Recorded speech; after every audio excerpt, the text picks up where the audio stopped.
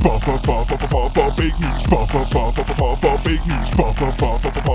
news. Fake news.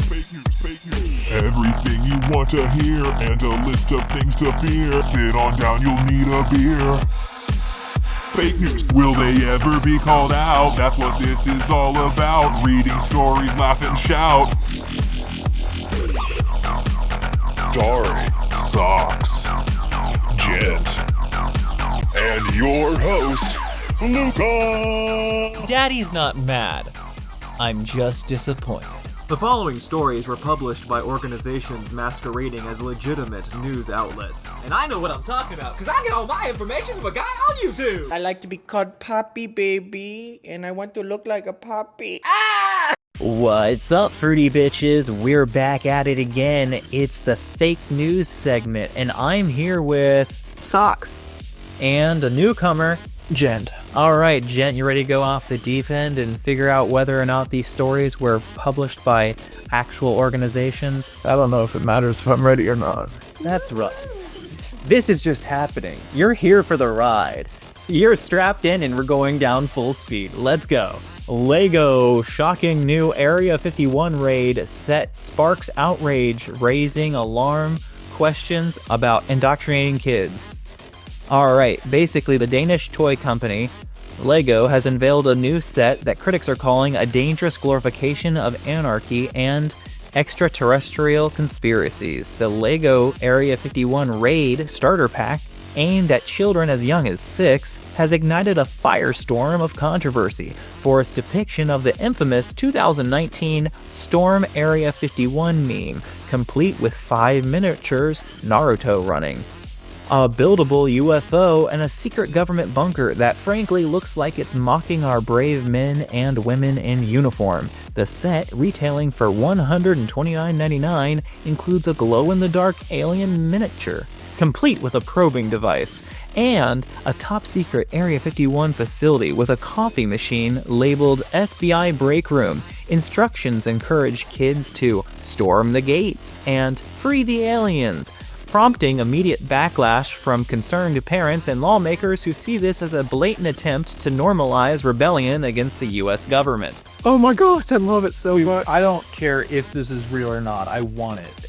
Me too. So you guys remember the Area 51 meme, like, let's storm Area 51? Yeah. Okay, cool. I was there. No. You were there? I love it. I feel like this is interesting because the fact that they're like, oh yeah, storm Area 51, and so it's kind of making it a joke, like, oh, there's not aliens in there, silly. Yeah. And so I can feel like that might be what they were going for, but then it was like, oh wait, we're making fun of the government. Oh, maybe not. I can see that happening. Yeah. I don't know if it's necessarily true. I don't think it happened, but I wish it did. Okay, so both of you saying it's fake, but you wish it happened? Oh yeah. You're correct. Oh, dang it. All right. That Lego set now. I know. No, you have all the rights to create it, Lego. All right. Fox News. Prominent left-wing pundit admits he's optimistic following Trump's win. MAGA, not my mortal enemy. The Young Turks host Cenk Uygur stated that Trump's victory mortally wounded the establishment media. The source of their strength was not insipid politicians like Mitch McConnell and Joe Biden. The source of their strength was their propaganda machine, the mainstream media. He continued, noting that independent media is now freer following Trump's win. Now, online media is strong enough that their oppressive monopoly on the American mind has been broken. Now we're in the jungle. They hate that. I love it. This uncontrolled marketplace of ideas is where I'm at home. I'd rather be in the populist woods than in the establishment prison. So Cenk Uygur is a outspoken left-leaning voice online, but he was talking about how he was happy Trump won, at least in this regard, that discourse is freer. Do you think Cenky Boy was kind of like having a little bit of a moment of happiness? I think he was. I think it's true, just because it sounds like something that could happen. Yeah. Like, there have been many times where people will speak out who are like heavy political kind of figures, and then their whole party is like, no, what are you doing? But then they're like, wait, don't I actually have a voice? And everybody freaks out about it. It's like, no, you are a person, it's fine. You stepped out of line. How dare you? Exactly. All right, everyone answer. It is true. He did say that. Why is it that every time I get something right, Socks already has it? All right, so this is Pink News. If you don't know, Gent, Pink News tends to cover more LGBT kind of news.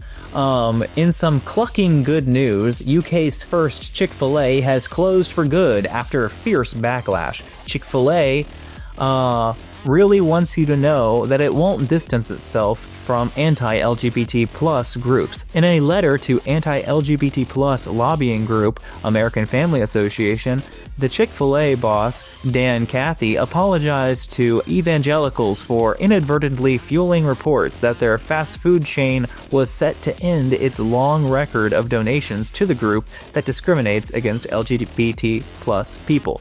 Basically, he sent a letter saying, like, no, we absolutely support pro-traditional family and we want everyone to know it. And then Pride News went basically like, see, they still hate gay people. Don't eat their chicken. They really hate gay people. But I know a lot of gay people who work at Chick-fil-A.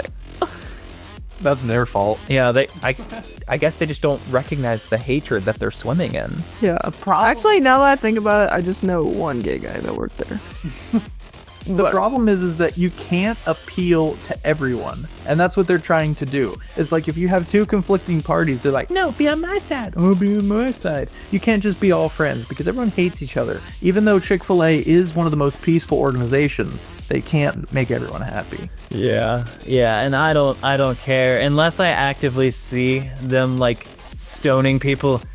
That spicy chicken sandwich got me acting up.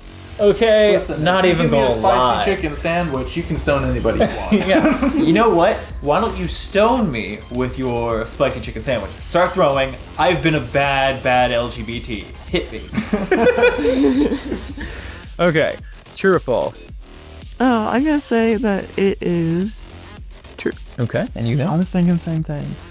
Some clucking good news. It's true. Yeah. Sounds about right. All right. The New York Post. Prisoner CNN helped free from Syrian prison was actually notorious Assad regime torturer, a report.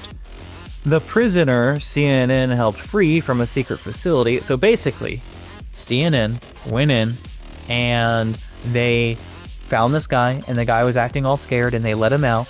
And after he got out, and I believe got away, they found out that he was actually a notorious Assad regime torturer that had been left there to die. Dang, okay. Do you think that's true? I feel like that's totally true. Okay, and you think? That sounds so, like, inconvenient. Inconvenient, all right. I don't know. Did CNN accidentally free a terrorist? Maybe not, I don't know, but I'm just gonna stick with my answer. I don't know, because I'm thinking, like, if CNN just walked in, like, some other random place, like, oh yeah, sure, dude, whatever the heck you're doing here, bye-bye, I feel like they would have more questions. Yeah. I'm just gonna say false, and if I'm wrong, then I'll lose. All right, you already gave your answer? Yeah. All right, it is, in fact, true! No way. Yeah. Okay. Mark Zuckerberg embraces lizard person meme, dresses as a reptilian for Halloween. In a tongue-in-cheek nod to the long-standing internet joke that he's secretly a lizard person, Mark Zuckerberg showed up to a Halloween party in full reptilian costume, complete with scales and a tail. Zuckerberg leaned into the meme, telling people, "For the longest time, I've pretended to be human, a human who likes Sweet Baby Ray's barbecue sauce and enjoys pickleball. But really, I've been yearning to show the world what I truly am." No one knows the true power of Sweet Baby Ray. Yeah, I think he's honestly a walking meme. Did he feed into it, though? That's the question. I'm gonna say he did not, but Did not? that would Okay. have been funny. I want this to be true so bad. If I was in his shoes, I would be wearing lizard shoes. Like, I would do it. Oh, yeah. Amen. I'm gonna say it's true, because sometimes people do that kind of stuff. It is fake. All right. I just wanted it to be true. Me too. Trust me, I'm on your board with that. I wish that was real.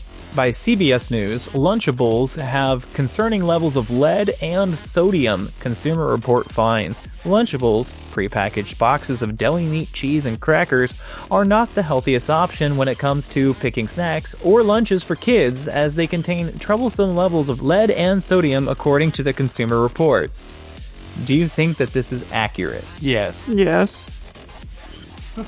Yes! Lead and sodium. McDonald's written all over. Thanks again. What? CNN. Ted Cruz denies county fair pie incident. Internet spins wild theories involving the Zodiac Killer meme. In a bizarre turn of events, Senator Ted Cruz has found himself in the center of an unlikely controversy after allegedly toppling a pie stand at the local Texas County Fair. Despite photographic evidence, Cruz firmly denies that he was ever there, claiming that he hasn't attended the fair in over a decade due to severe hay allergies. The plot thickens when a leaked email revealed that Cruz was attempting to recruit a friend to provide a false alibi, stating that he was actually at an airport. The internet, however, has had a field day reviving the long-running joke that Cruz is somehow linked to the Zodiac Killer. Do you think that this silly little incident turned into a lie? So I'm gonna say that thing is like it's false. False, okay. So are they saying that someone reported that this happened, or Yeah. that it did happen? That I'm asking, did CNN write this? Yeah. Oh my. I don't know. I don't think that happened. Okay. It is not true. All right. The Washington Post. This city embedded traffic lights in the sidewalk so that smartphone users don't have to look up. Oh my. That is why officials of the city of Augsburg became concerned when they noted a new phenomenon. Pedestrians were so busy looking at their smartphones that they were ignoring traffic lights. So did they install traffic lights in the ground, basically? Oh my gosh. Like, I mean, if they didn't, and then all the people who were looking at their phones got hit, we wouldn't have this problem. Oh my god. Just natural selection. They don't have kids. There you go. I'm gonna say that this is true, honestly, because it seems so painfully like something that would happen. Okay. I'm gonna say false. She's gonna be right. I know it. Dun dun dun. It's true. Oh my gosh. Yeah, I was gonna say Her soul rejoices. Nancy Pelosi admits she once tried to sneak into a U2 concert by the Rolling Stones. In 2014, iPhone users had U2's album, Song of the Innocents, forced upon them. But in 1988, Pelosi forced her way into a sold-out U2 concert. The story drew laughs as Pelosi described blending in with a group of stage crew, walking straight past security and ending up just off stage as Bono launched into Where the Streets Have No Name. Pelosi insisted that she didn't cause any trouble that night, and she even paid for a tour t-shirt on her way out. I believe in supporting the arts, she said, even if I have to get creative to see them.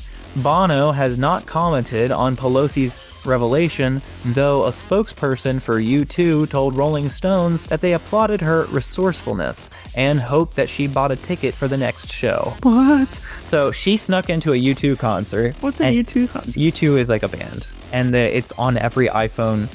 If you had an iPhone, in 2014, everyone got the album for free, and it showed up on your phone. So the thing is, like, everybody was forced to listen to their music, but Nancy Pelosi was forcing her way into their shows because she was so excited in 1988 to hear them. Oh yeah. It's just kind of like they're just kind of being silly. But apparently, Okay, I'm gonna say false. okay. But Pelosi, I don't know about all that. crazy. Okay, so we got a false, and you think false? What year was this? In 1988, How old was she? probably 65. False. I don't believe it. No way. It's false. All right. This one is worth double points. Oh crap. Daily Mail posts, Yorkshire Terrier survives brutal shark attack after a menacing beast took a bite of her bottom, but let the dog go because she wasn't tasty enough. It is believed that the shark dragged Maddie beneath the waves in its jaws and shook her vigorously, breaking her pelvis in 3 places, but then let her go because she wasn't tasty enough. If you put in that much effort to get this dog down there, you may as well eat it. Like, that is just a weak shark. And It's just sad. Like, the dog is like, yep, I'm being eaten by a shark, and then being rejected by a shark. That's even worse. I know. They both insult to injury. Yeah. Dude, don't buy things you're not gonna eat. That's gross. Wasteful. So, socks. I'm True or gonna fake? say it's true. Sure. Okay. I'm gonna say it's false. I don't believe it. I feel like sharks would just swallow it. It was real! That's so dumb. Wait, that means I think Sock's the winner. That was obvious. Wait a minute.